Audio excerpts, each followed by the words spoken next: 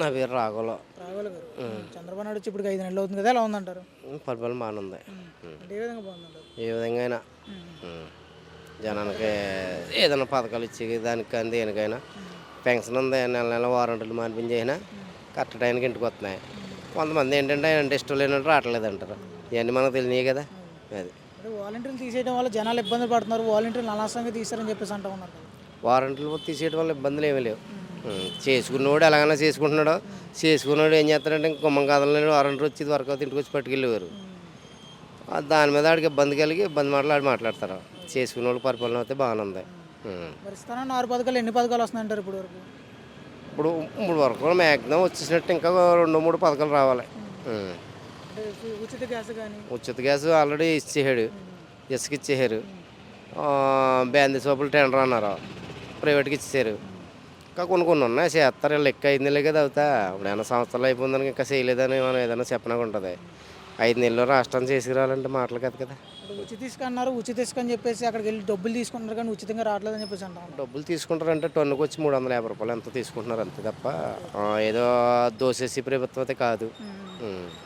మరి మందు రేట్లు కూడా తగ్గించినారు కానీ ఒక బ్రాండ్ తెప్పించారు, అది కూడా ఎక్కువగా అందట్లేదు, అది తాగుతుంటే ఆరోగ్యాలు పాడైపోతున్నాయని చెప్పేసి అన్నారు. ఇది వరకు కూడా మందు అయితే 6 నెలలు బతుకుడు 3 నెలలకి చచ్చిపోతాడు. రేట్లు ఎక్కువ. ఆ డబ్బు ఇచ్చి 300 ఇచ్చి కొనుక్కున్నా కూడా అందుబాటులో తాగి బ్రాండ్ దొరికింది కాదు. ఇప్పుడు అన్ని రకాల బ్రాండ్లు ఓల్డ్ బ్రాండ్లు అన్నీ వచ్చినాయి. అయితే సీప్ మందు ఒకటి తగ్గించారు. కనవ ఏమో జనవరి నెలాఖరికి తగ్గిందామని అంటున్నారు. ఇప్పటికి గవర్నమెంట్ మారింది కదా, ఎలా ఉందంటారు పరిపాలనా విధానం? కానీ అంతా బాగానే ఉంది. పరిపాలన ఇంక చెప్పుకునేది ఏం అక్కర్లేదు, అంత బాగున్నాయి.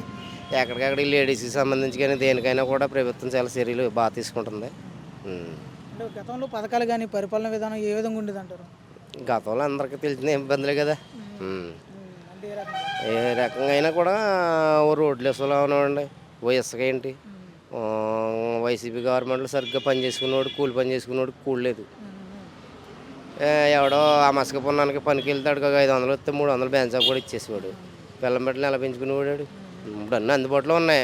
ఇంకోటి ఏంటంటే మెయిన్ కూలి పని చేసుకునేవాడికి బతికేవాడికి బాగుంది. ఇప్పుడు ఏదైనా ఇసుక అందుబాటులో ఉంది. తాపి మెత్తులకి కానీ లేబర్కి కానీ పనులు కొరువు లేవు. ఇంకోటి ఏంటంటే 9 అయితే బ్యాన్ షాపులు కట్టేసేవారు రేట్ ఎక్కువ అమ్మిన. ఆ కూలి పని చేసుకున్నాడు గంటలు ఎటుకు వెళ్ళడానికి అక్కడికి మందు దొరుకుతుంది కదా, మళ్ళీ 100 రూపాయలు ఎక్స్ట్రా ఇచ్చి బయట కొనుక్కి తాగేవాడు.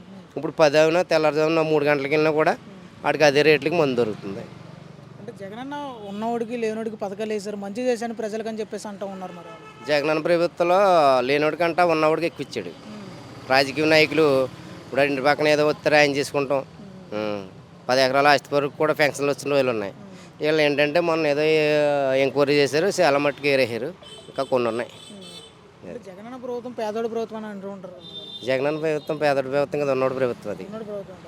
పేదోడికి అందుబాటులో ఏమి లేవు, ఉన్నవాడికే. జగన్నే తప్పు అంటే సరిపోం మనం. ఉన్న రాజకీయ నాయకులు తప్పు లోకల్లో. బాగానే ఉందంట. ఇప్పుడు ఆ రోజు బాగానే ఉంది.